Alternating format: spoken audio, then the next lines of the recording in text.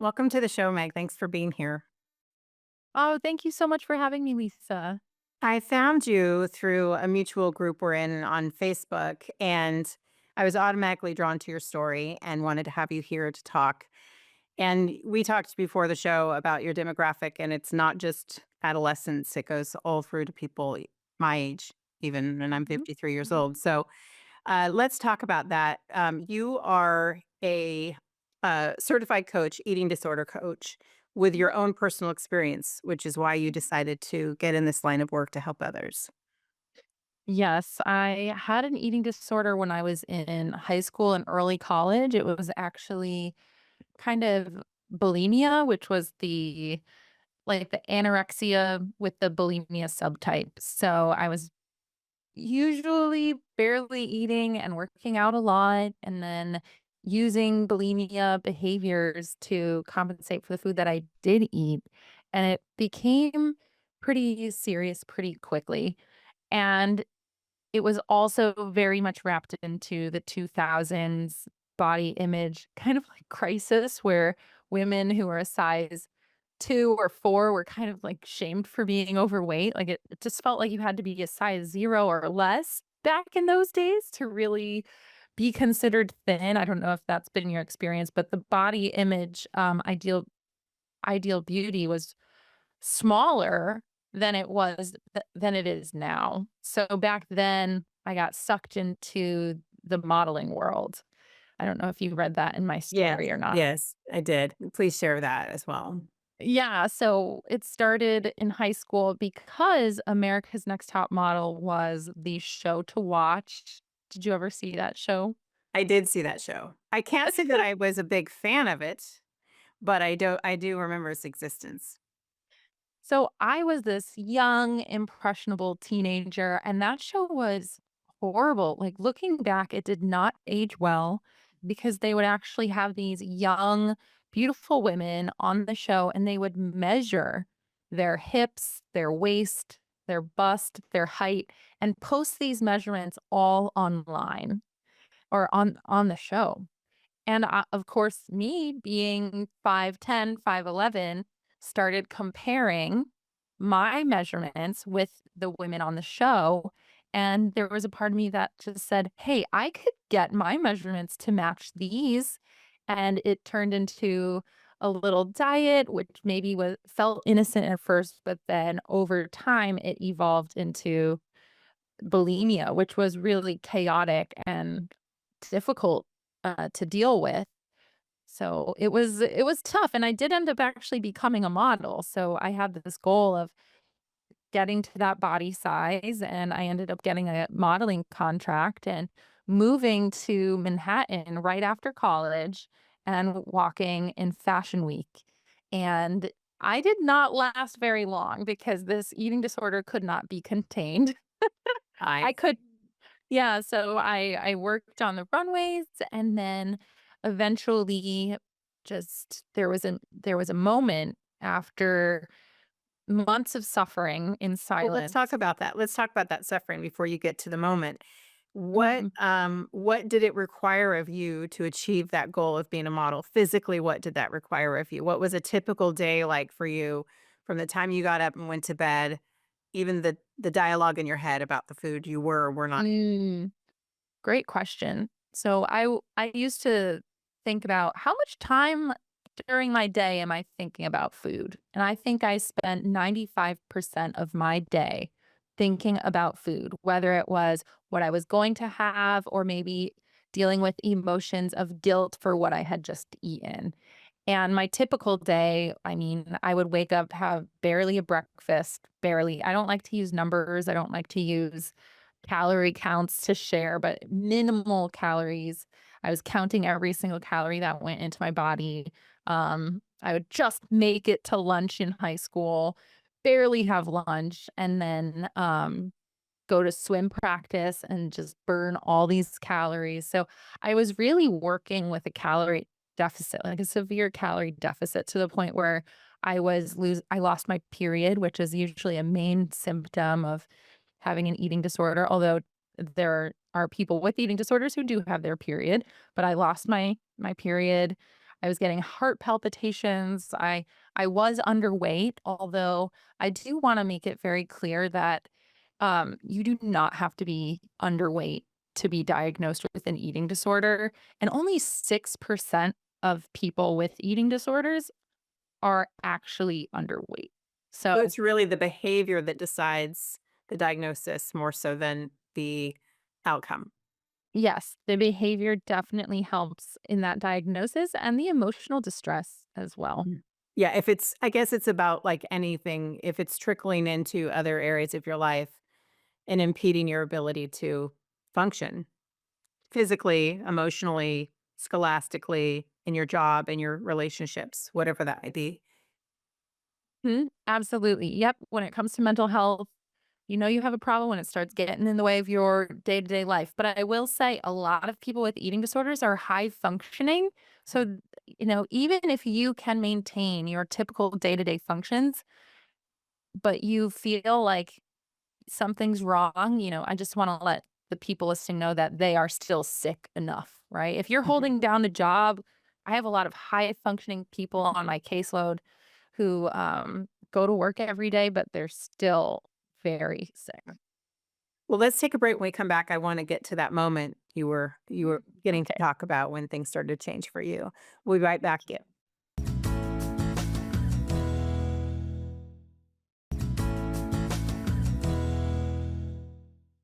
We are back talking with you, Meg. You are a certified eating disorder coach, and you came to it as you were sharing with us based on your own experience. And we were talking about just the how the media, the perception of perfection and what that looked like for girls your age, how difficult that was on you and how it really is what triggered you to have a eating disorder.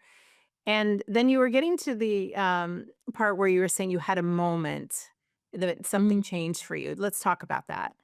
yeah, thank you. So I'm just going to bring you all back to 2009 when I had this modeling contract in New York. I was living in a modeling apartment. I was one of the new faces on the modeling board for this really well-known agency in New York and Paris. And so I had this bright future as a model, but I was really suffering with this eating disorder secretly. Like nobody knew about it. I kept it on lock.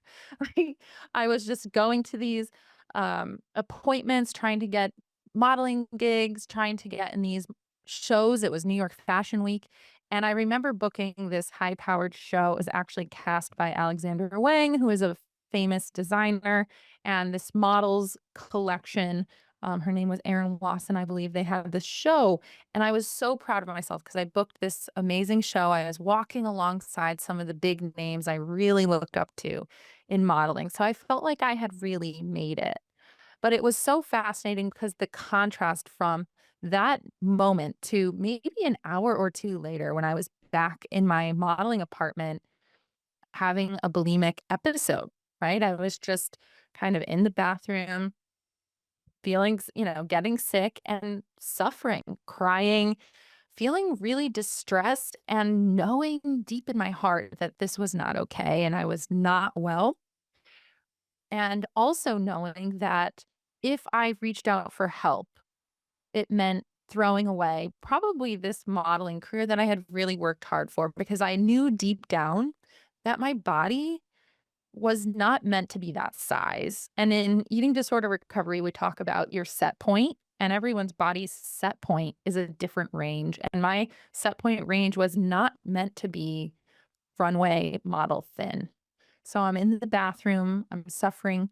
And then for the first time in my life, I really hear my inner voice loud and clear. I don't know if I had really tuned into my inner voice in childhood and high school, but in that moment, my inner voice said to me so clearly, reach out for help.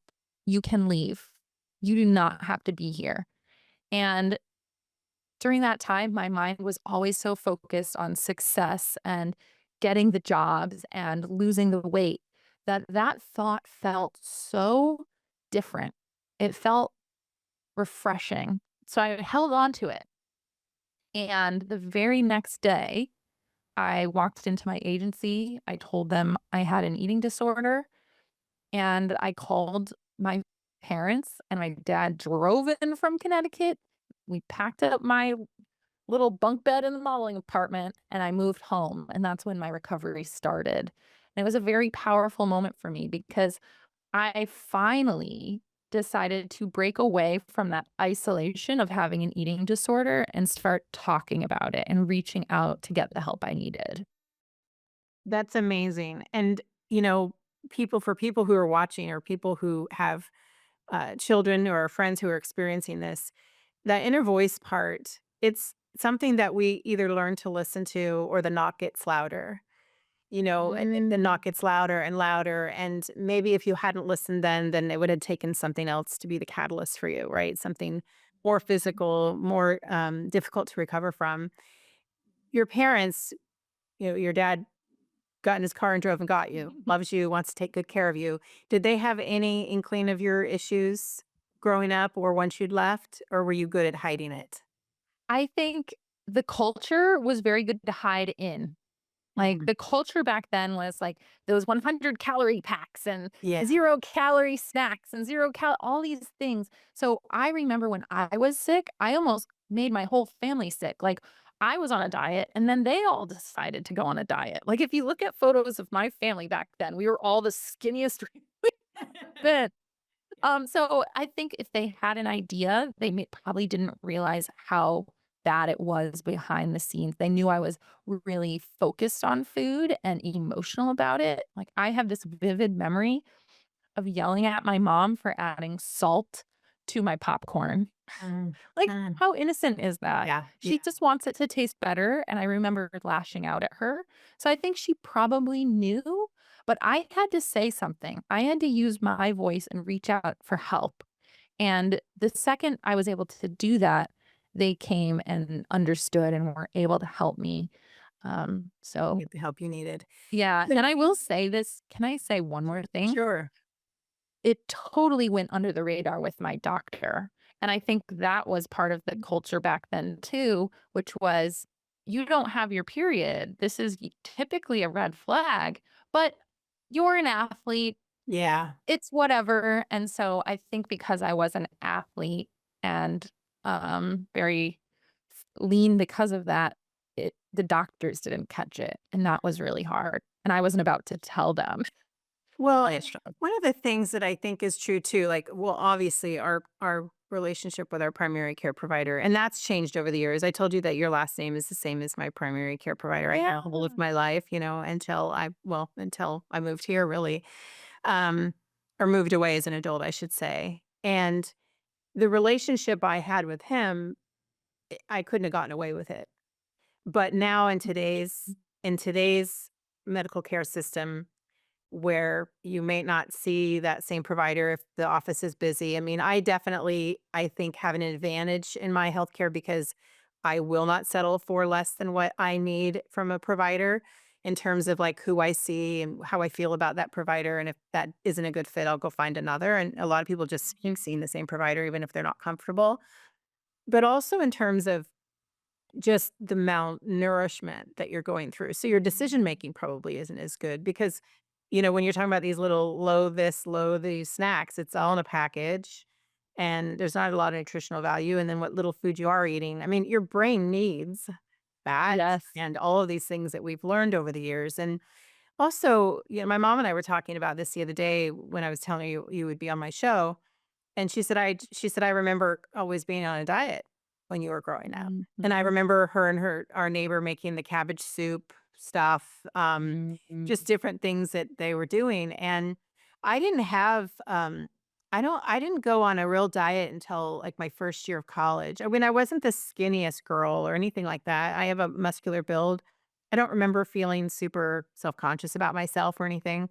Um, but most definitely heard that growing up and saw that growing up, and I know that sometimes that is a trigger for young girls, and that a lot of moms have that conversation now, like I was having with my mom, "Did it affect you?" She said that I was dieting all the time. I'm like, "I don't think so," which means it didn't, not because it would Mhm. be, you Mhm. know, at the forefront of my thoughts. So, that's another thing that you deal with your clients is that communication, not only with their providers, but their families. And Absolutely. sometimes if you're learning from your family that this is life is a diet and this is what we should and shouldn't be doing, then it's kind of ingrained in you. And how do you go get help when you trust your family that this is just the way food is? I see this all the time in my practice. I will say I had a unique experience where my mom actually loves food. She's Italian. I think I was very influenced by the culture, Yeah. right? But in my practice, I see this relationship between a daughter and a mother can really hurt that daughter's sense of self-esteem, confidence, and her ability to love or like her body or not. Mhm. And, that if you have a mother who is critical of your body, who is always on a diet, who is criticizing her body openly, it's like priming the ground for an eating disorder. And, I really have a lot of compassion for the women who have that sort of relationship with their mom, because it can have an impact on your entire life. Mhm. Like you were saying, I work with clients in their 60s. It's not just adolescents who have eating disorders. The second, most common group of women with eating disorders are postmenopausal women. Well, and then you add for anyone, the social media aspect and how there's filters for everything. And I think about when we were kids and we had a camera and we took one picture, and if it didn't turn out or somebody was moving or the eyes were red, I mean, that was it. You got this camera roll Mhm. back of film. And in fact, I found an old roll of film recently and had it developed. And, only half the pictures are even worth putting in an album because the rest didn't turn out very good. Not even just how we look, but how the picture was taken. And now I mean, it's retakes, and filters, and I've slid through the filters sometimes on Instagram, and I'm thinking, "Wow," and then I meet someone in person, and I think, "That is not what they look like," because it can just change your bone structure just a little, or Yeah. I get wanting to smooth out your skin, things like that, but some of them, like, change the whole structure of your face or your lips or whatever it is, and it makes it tough out there. It makes it tough Yeah. out there. Can you imagine being a teenager now? I don't even know if how my mental health would have been in in this world because back then it was the same for us. We would just take a few photos out maybe with a digital camera. There were no filters. There was no social media, first of all. Yeah. And there was an element of freedom around like not everyone's going to see these photos. Sure. It doesn't have to be perfect. There was always a little bit of, like, wanting to feel attractive and be pretty and whatever there's still social status in a way connected to how pretty you are, especially when you're younger, right? And as a young woman, that's the reality of what it felt like, but nowadays, the mental health of teens has just plummeted because there's so much connected to this social validation around how many followers you have, how many likes your photos are getting, how much engagement you have. Can you make a career out of this? Uh, And I cannot imagine where my brain would have gone. I don't even want to know where my brain would have gone if I was flooded with all of that all day long in high school. well, let's take a break. When we come back, excuse me, let's talk about what can be done to try to combat some of that. And Mm, we just have a few more minutes. We could go a whole nother half hour. So let's take a break. mhm. We'll come back. Okay.